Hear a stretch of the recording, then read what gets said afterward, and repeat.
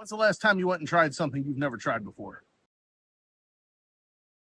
Most of you guys know I'm predominantly a pistol guy, with the occasional shotgun, rifle, carbine, PCC thrown in, but never long-range shooting. It just wasn't something that was accessible to me really easily growing up, and the pistol games, they kind of just latched onto me and got a hold of me, and that's where I've been ever since. That's what got my attention. But recently I had the opportunity to take a rifle course, more specifically a long-range precision course, thanks to a good buddy of mine who unfortunately got sick just before the class. And being the solid homie that he is, he gave me his spot. Not only did he give me his spot, he hooked me up with the rifle, the ammo, and told me just go learn and have fun. And that I did. And I also thank you for that, buddy. You know who you are.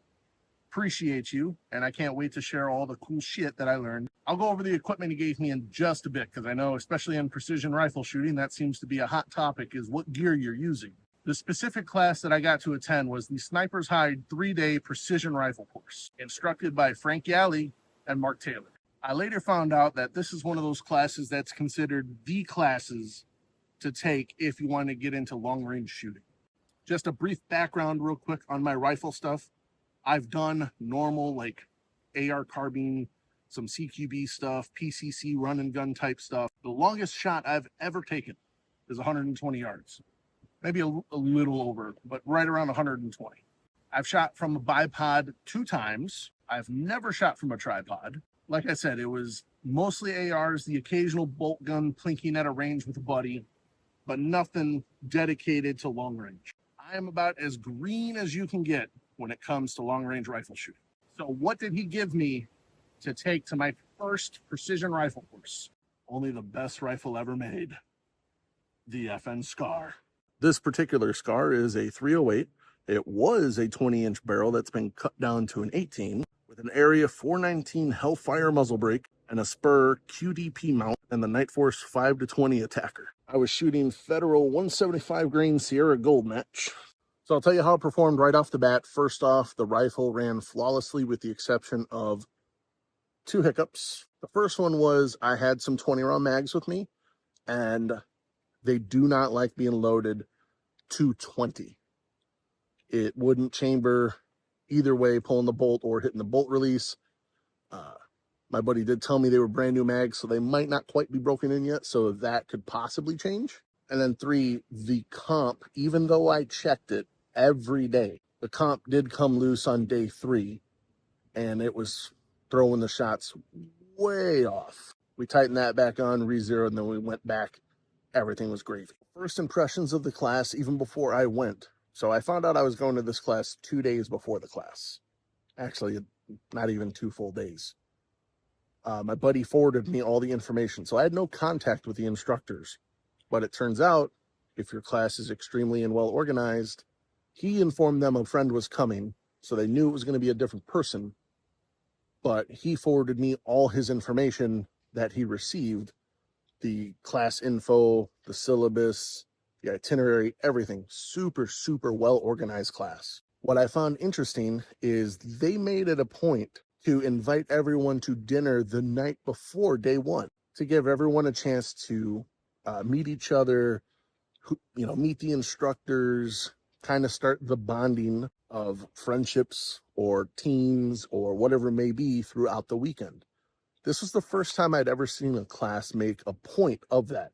Now, on the practical shooting side, this is kind of the norm. We kind of always go out to dinner pretty much every day after class. Never before, but always after.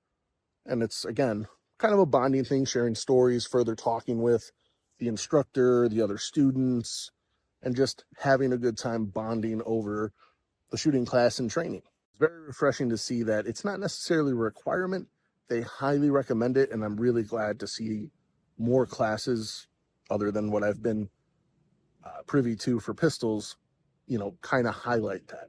So that was awesome. At said dinner, where everyone meets each other, would also be the same dinner I would find out everyone's true feelings about bringing a battle rifle to a precision rifle course.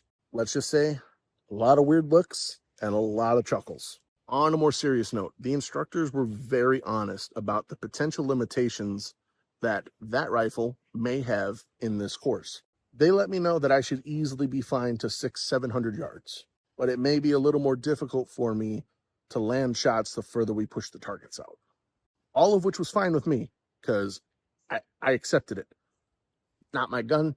Wasn't even planning on taking this class. Just happy to be here, have fun, and learn a new skill in the shooting world, one that I've never tried. All right, day one. Before you do anything, you get to class, say hello to the instructors, and they tell you, grab your shit, get to the line. It's time for the eval. I love when classes do initial evaluations. Hell, I do them in my own pistol classes.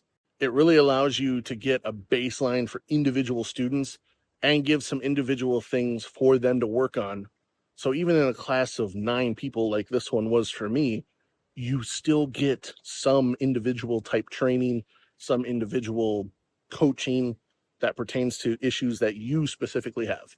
And right away, as I'm grabbing the stuff from the car, Frank Galley comes over to me and says, "Hey, bud, why don't you shoot off this tripod? I have a tripod set up and your SCAR will just clamp right into it on the Picatinny rail on the bottom. I would recommend you use the tripod because shooting prone through 3 days, if it's not something you're used to, it can be quite challenging. And not to mention, a fat guy going prone for that long, having your neck like this on the ground, I could see what he was talking about. The couple times I've shot off a bipod, it gets uncomfortable real quick. So I was thrilled to know that he's offering me a solution that would allow me to make it through the 3-day class. I didn't want to, be uncomfortable halfway through and just be miserable the rest of class. That would suck. So, Frank, thank you, sir. And I thoroughly enjoyed it. And thank you for letting me use your stuff. Of course, when it came time to zero, I got my own special battle rifle zero target. Everyone else had little tiny little shooting C's. I had a big 3-inch. I think this was the first glimpse that Frank saw that even though I had brought a battle rifle, I'm a pistol shooter, which was a whole nother thing, a whole nother laugh at the dinner is, oh, you're a pistol shooter. You're a trigger slapper. Yeah, I am a trigger slapper. I'm proud to say that, but I still know how to pull a trigger. I know what solid fundamentals of shooting should be, albeit some of it changes with rifle shooting, especially at distance. There are some principles that are the same no matter what when it comes to shooting a gun. I was able to easily keep them in my little 3-inch thing at 100. It was definitely, I want to say my initial one was, what did Frank measure it out at? It was 1.5 MOA. Right after we're done zeroing, that's it. Unload the gun, shove them to the side, everyone to class. This is where they just hit the ground running with your basics of fundamentals, the principles of long-range marksmanship, going over the gear they use, taking breaks throughout, and then eventually, after all the fundamentals are out of the way, we get into the basics in terms of external ballistics. And then they jump into the art of gathering data. The all-important, ever-important, super important data. And then they also tell us what the hell is gravity ballistics. After all the basics are covered, we have lunch. Then they tell us to go outside and rip the scope off our gun because they're going to go over and check with their little base thing that they have that your scope can track true and is a solid scope. And then while you're doing this, they teach you how to adjust parallax and the importance of it. Once you learn all that crap and get your scope mounted back to your rifle, we do a confirmation ReZero and then get to work on that gravity ballistics worksheet. This one. Day one, we went out to about 400 yards doing the math and following it. And I will say, going out to 400, I can already tell, like, one, this is so simple. Compared to the reputation that long-range shooting has, Mark and Frank have really simplified it as much as they can to even I can kind of understand it. So it's very cool and it works. I think the whole way out, sighting all the way out, I did a total of maybe 3 mils adjustment. That's pretty freaking cool. That's it for day one. And honestly, I could have stopped the class there. I've Already shot the farthest I've ever shot before in my life. Hit steel at 400 yards. And I learned a ton. Day 2 was shooting heavy. Right off the get-go, you hit the ground running. We didn't even go into the classroom. Get your shit, get to the line at 100, and we're going to regather data. New day, new temperature, all the stuff that we learned the day before. We need that data for today. Recheck our ReZero, confirm. I mean, it seemed like every hour we were doing another 100 yards out. Before I knew it, we were relocating all the gear because they don't have a line that goes that far. So you had to gather your shooting mat and your rifle and head over to the other side of the property. Now we're going to start shooting at 900 yards. This is the part where I have to tell you, I didn't get any shooting footage at all the whole weekend. One, this was kind of last minute, but two, it was also kind of a vacation for me for everything that's gone on. It was a real nice way to just get away and enjoy shooting, hanging out with the like-minded individuals, because I was getting a little burnt out on just shooting in general. And this was a fix because it's not something I've done before. So it was refreshing, and I could learn, and I could just be there, not have to worry about gathering content or anything like that. I knew I would probably do a video like on this, like what I'm doing now, but I really just wanted to be in the moment and learn what I can instead of being distracted with cameras and shit like that. So sorry, no shooting footage. You get this. And hopefully this motivates you to go take one of your own classes with them. Highly recommend. Frank is spotting, doing wind calls, which, by the way, mind-blowingly good just from what I know, but to hear all the other guys talk about it, it's apparently quite amazing. I mean, he helped me get on target, so that says it all, but the speed at which he can call wind and do his little voodoo magic is amazing for every shooter on the line. And he's got such a knowledge base that he can just go, try this. What are you shooting?